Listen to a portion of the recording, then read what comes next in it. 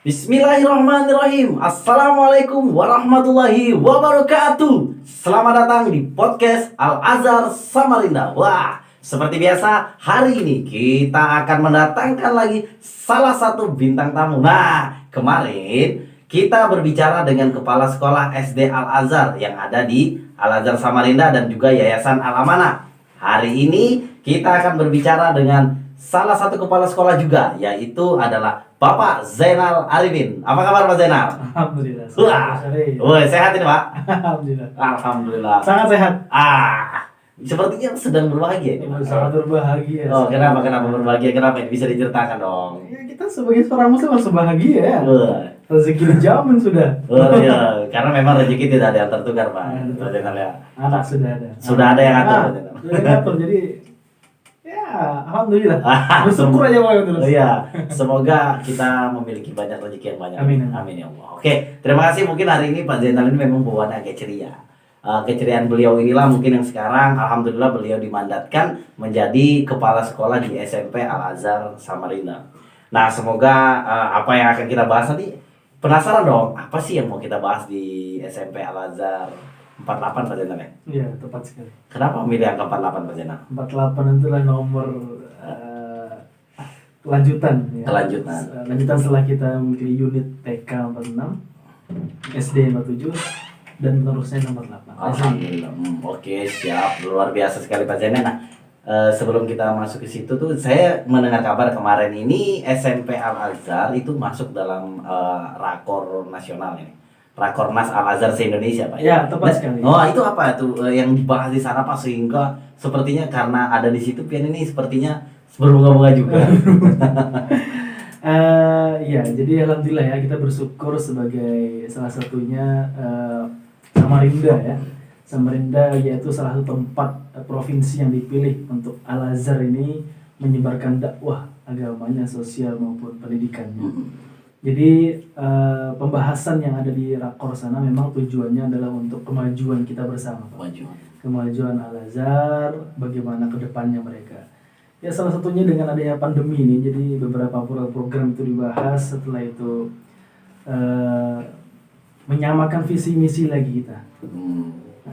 Jadi ada 280 kurang lebih sudah yang menyebar di Indonesia ini ya, jadi Al-Azhar nih. Salah satunya alhamdulillah di Samarinda kita ini. Kemarin, jadi kegiatan itu lebih inti kepada pendidikan. Ya, pendidikan. Karena kami ini berada di SMP menengah, jadi dasar menengah ini yang lebih dijelaskan, lebih diarahkan. Berbicara tentang pendidikan SMP Pak. Pendidikan SMP. Oh, luar biasa sekali. Berarti disebutkan juga bagaimana tujuan menyamakan visi, karena memang bukan hanya berbicara ekonomi, berbicara apa, tapi memang pendidikan juga begitu sangat menghadapi ya Pak Zen ya. Tentang kita melihat sendiri bagaimana pendidikan sekarang terkotak-kating. Kebetulan ada yang orang marah karena online, kemudian paket, kemudian ada bantuan dari Kemendikbud. Nah, kemudian pokoknya banyaklah permasalahan yang terjadi. Ya, tapi bagaimana? Ya, ini saya tertarik nih berbicara tentang Al-Azhar Samarinda, khususnya SMP 48 Samarinda ini, Al-Azhar 48 ini, apa yang dilakukan ketika online ini? Jadi kita jauh sebelum ada peraturan dari dinas maupun dari kementerian untuk segera menyiapkan alat pembelajaran, kita sudah menyiapkan Pak Sari. Jadi ada aplikasi yang diberikan dari Al-Azhar, aplikasi Saku pembelajaran anak-anak itu salah satunya, dan kita juga memanfaatkan media pembelajaran, salah satunya itu adalah Google Zoom meeting itu ya. Iya. Google Classroom dan sebagainya itu. Nah, ini kita sementara ini kita akan mengembangkan lagi, yaitu namanya LMS, Learning System Management, LSM gitu ya.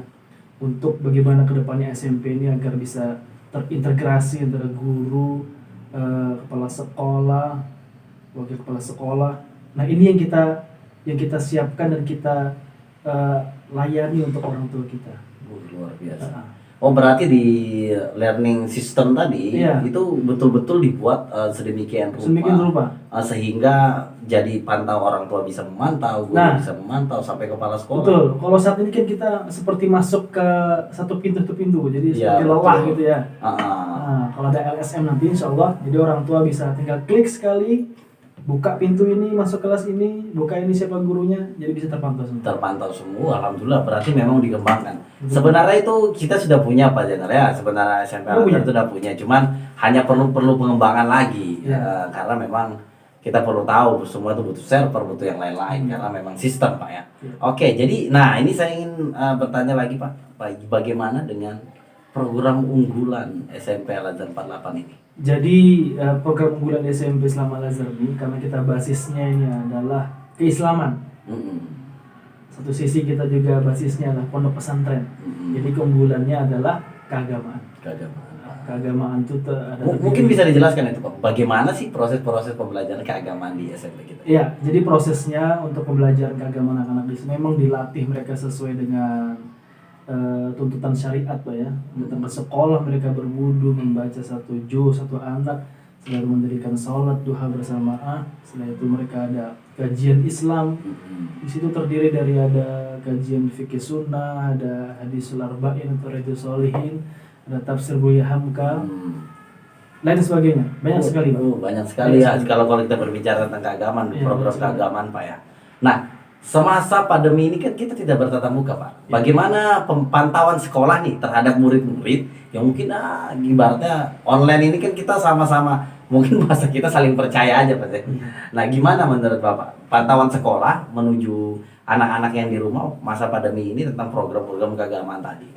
Ya, jadi kita tidak bisa menafikan ya antara minusnya kita ini belajar secara daring atau maupun offline itu ada plus minusnya. Plus minus.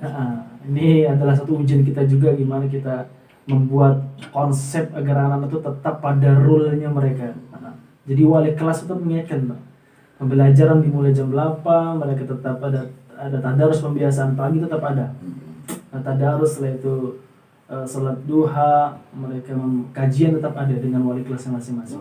Dengan pantauan seperti itu, maka anak-anak ini alhamdulillah laporan dari orang tua itu ya ada beberapa 1-2 anak aja yang kadang-kadang kalau sholat itu harus dibangunkan, harus menuju ke masjid.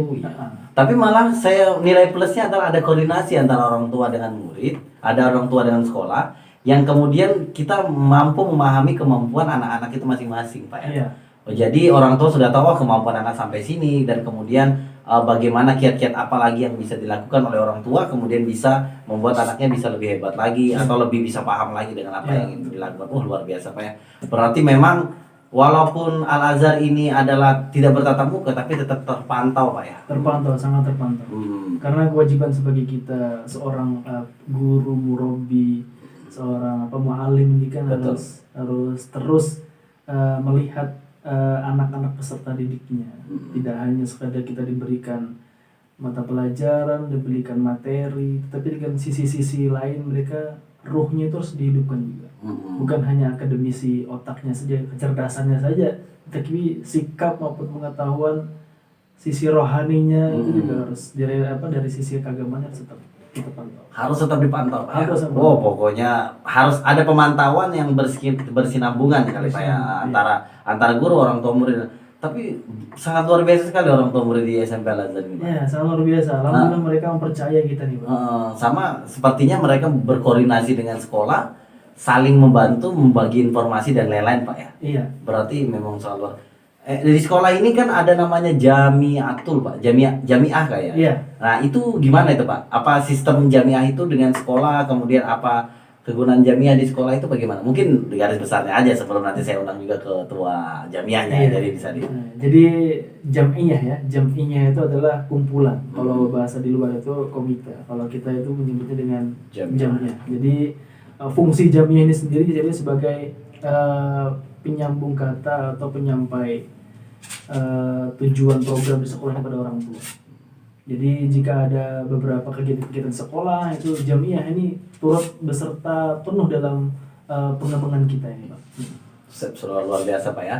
Selanjutnya gini Pak, kita sudah berbicara tentang keagamaan tadi walaupun ya keagamaan ini sudah diacarakan secara daring aja gitu karena memang kondisi dan situasi, tapi memang tidak menyerah juga karena tetap ada pemantauan. Nah selanjutnya begini Pak, kalau berbicara tentang proses belajar nih, gimana sih Al-Azhar ini kalau proses belajar? Ini kan karena memang pandemi daring kan, apa sih program kurikulum yang menonjol dari Al-Azhar ini Pak? Untuk kurikulum sendiri, jadi kita ini menggunakan 3 kurikulum ya. Kurikulum nasional, kurikulum pengembangan Al-Azhar, yaitu keagamaan, dan yang ketiga itu kurikulum Cambridge. Ya, jadi dari sini kita untuk kurikulum memang untuk akademisi nasional itu sudah alhamdulillah sudah aman. Nah, jadi yang sementara ini kita sangat kembangkan itu ya kurikulum Al-Azharan ini. Pengembangan Al-Azharan. Jadi proses pembelajaran mereka itu ya tidak lepas dari pembiasaan Pak, dari pembuatan penguatan karakter mereka agar menjadi adab. Masuk sekolah tepat jam 7. Ini sudah kan kalau seandainya ini dibiarkan saja akan menjadi karakter mereka. Jam 7 membaca Al-Qur'an itu harus 5 lembar atau 1 juz dalam sehari. Ini kalau seandainya anak ini tidak tidak biasakan maka akan lewat begitu saja. Tapi kalau kita biasakan, kita pantau terus, itu kalau seandainya dia lepas dari 40 hari itu rasa-rasa di hati seperti ada yang aneh. Sama seperti sholat gitu Pak ya. Sholat wajib itu 5 waktu kita hadiri terus, kita jamaah terus, maka hati ini terasa enak. Nah ini adalah konsep proses pembelajaran yang ada di Al-Azhar. Jadi biasa karena bisa karena biasa, kemudian sudah biasa bisa mengaplikasikan, gitu Pak ya. Sudah mengaplikasikan bisa mengimplementasikan dengan kawan-kawannya. Sangat luar biasa, betul-betul kuat. Nah, saya penasaran. Jadi saya ada baca jadwal nih di SMP Al-Azhar ini. Nah, ada namanya kelas pengembangan. Ada kelas seni, kelas kreatif dan lain-lain. Malah saya lihat ada entrepreneur, ada linguistik kelas atau kelas bahasa dan lain. Itu apa sih Pak? Dan apa hubungannya dengan kemajuan adab dan kemajuan pola berpikir anak-anak kita? Nah mungkin itu bisa disampaikan juga Pak Jendral. Jadi kita ini banyak sekali kegiatan-kegiatan, yaitu ada program-program yang tadi disebutkan oleh Pak Syarif itu ya. Ini semua berkaitan Pak. Jadi anak itu bukan hanya saja kita arahkan dalam hal pendidikan keagamaan, tetapi juga pembekal skill life skill mereka. Life skill dari entrepreneur itu anak-anak bisa mampu menjual kreasi mereka. Jadi kita tuh ada namanya sekarang ini kita bangun yaitu market galeri online itu. Luar biasa galeri online. Jadi anak-anak tuh yang punya karya, yang punya seni, dia bisa menjual karyanya ini di market galeri itu. Jadi membangun entrepreneur sejak dini Pak. Sejak dini, walaupun itu hanya seperti keripik singkong yang harga 5.000 itu bisa dijual. Jangan malu ya, berarti memang harus siap dengan zaman. Sebenarnya di 2015 sampai 16 itu Pak, itu pemerintah atau Kemendikbud itu seharusnya mengeluarkan ada namanya literasi finansial. Salah satunya dari 6 literasi itu. Dan Al-Azhar ini saya lihat sudah sangat siap. Dari 6 literasi itu aja semuanya ada di sini.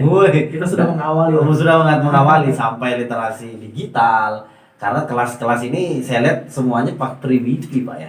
Kemudian anak-anak boleh membawa laptop, belajar dengan menggunakan laptop. Itu awal-awalnya kenapa Pak? Kenapa harus membawa laptop dan Wifi dan apa media mengajar harus seperti ini? Karena kebanyakan orang tuh bilang, anak-anak itu nggak boleh nonton di depan laptop, nanti matanya bagaimana? Nah, coba mungkin bisa berbicara tentang pemanfaatan apa sih Pak yang sebenarnya?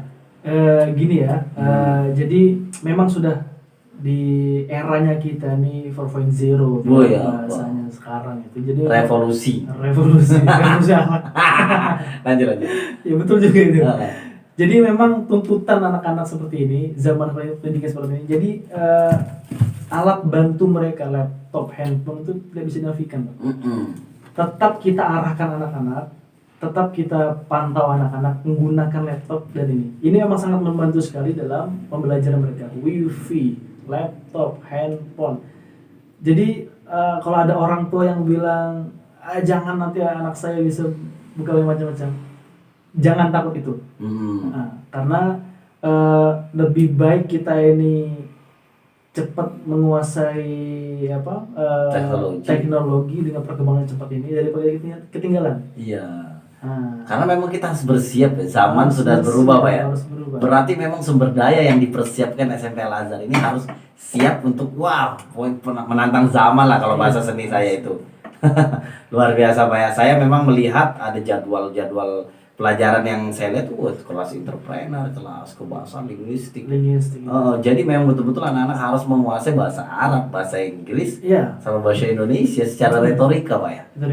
Nanti pun itu di tesnya tuh ujiannya mereka itu namanya ada itu tes linguistik literasi itu ya. Jadi dari kebahasaan langsung dites. Misalkan ada anak yang masuk ke ruang ujian itu mereka tidak butuh pensil, langsung mulai percakapan. Kayak fahalu kayak Siddiq, tafadhol Idris. Contoh bahasa Arab ini. Alhamdulillah. Tafadhol. How are you Siddiq? Come please. I'm fine. Sit down, please.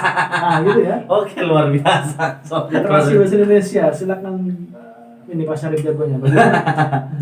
buat yang saya pidato dengan dengan berbagai macam konsep, langsung teks ya. Harus ngomong langsung. Iya benar, karena memang kalau saya lihat, memang ini karena belajar bahasa Indonesia ya, karena linguistik itu, karena kebetulan aliran saya juga, memang sejauh ini kebanyakan guru-guru bahasa Indonesia itu mengajar bahasa Indonesia itu konsep, tidak konsep tapi teoritik. Apa eksposisi, apa deskripsi, padahal hal yang paling penting adalah dia mampu menggunakan teks deskripsi dalam kehidupan sehari-hari. Itu yang saya sebut konsep mengajar tadi.